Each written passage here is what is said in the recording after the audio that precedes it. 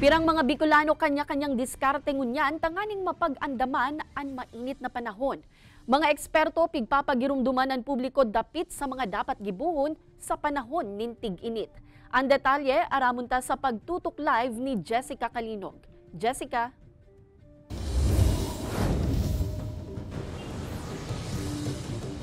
Kate, kung kan nakaaging bulan, malipot o garo may nakabukas subuot na aircon sa inman kita na lugar magduman, ngunyan man garo subuot napasobra ang pihit pabalik nin hulita init naman kan panahon ang namamati kan kadaklan.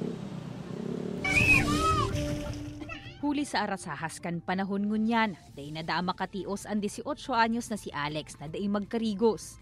Imbes ngani nasa sa indang harong, nagbaba pa sa porsyon na inikan sa indang barangay si Alex para makakarigos. Hindi kaya mapresko ang tubig. Tayo di kaya nakatalbong. Duman po kayo doon sa muya. Medyo dahil nakatalbong ang hose kaya masyadong mainit manggari nagulawas sa tubig. Namamatian naman daakan si 66 anyos na si Tatay Jesus ang nagiinit ng panahon. Kaya ang pirmi niyang hanap, malimpoy asin presko na pwesto, nganing makapahingalo. Tamang duyan-duyan, mantang nagahalat nin pasahero. Dapat pirmi kang mag-inom nin lakul na tubig. Tangarig ang makusog ang buhay. Dahil taro sa awak mo ang init kang kuyang kang init. Pag presko ang laog kang ginawa mo, makusog ang kuyan mo kaya.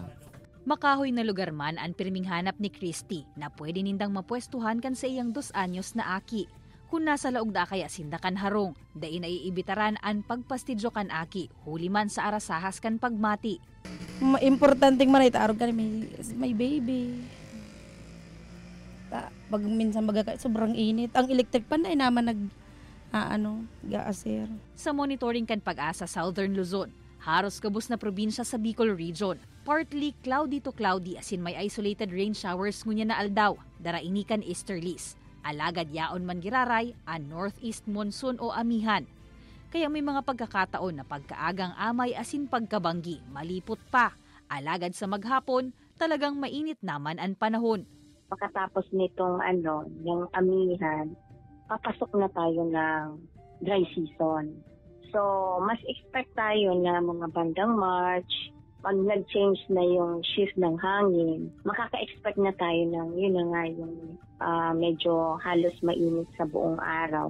So, mas drier siya. Sa mga panahon na ini, importante ang pag-inom nin 8 baso nin tubig kada aldaw, nganing maibitaran ang heat stroke o dehydration. Siring man naman tiniron ang kalinigan sa lawas, nganing makaiwas man sa mga helang kasabay kan mainit na panahon.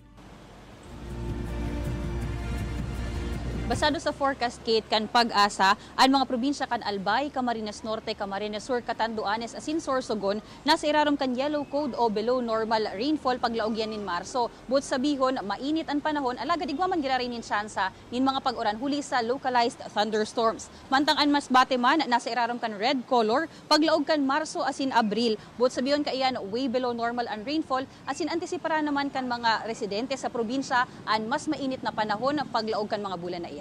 Kate? Jos Mabalos, Jessica.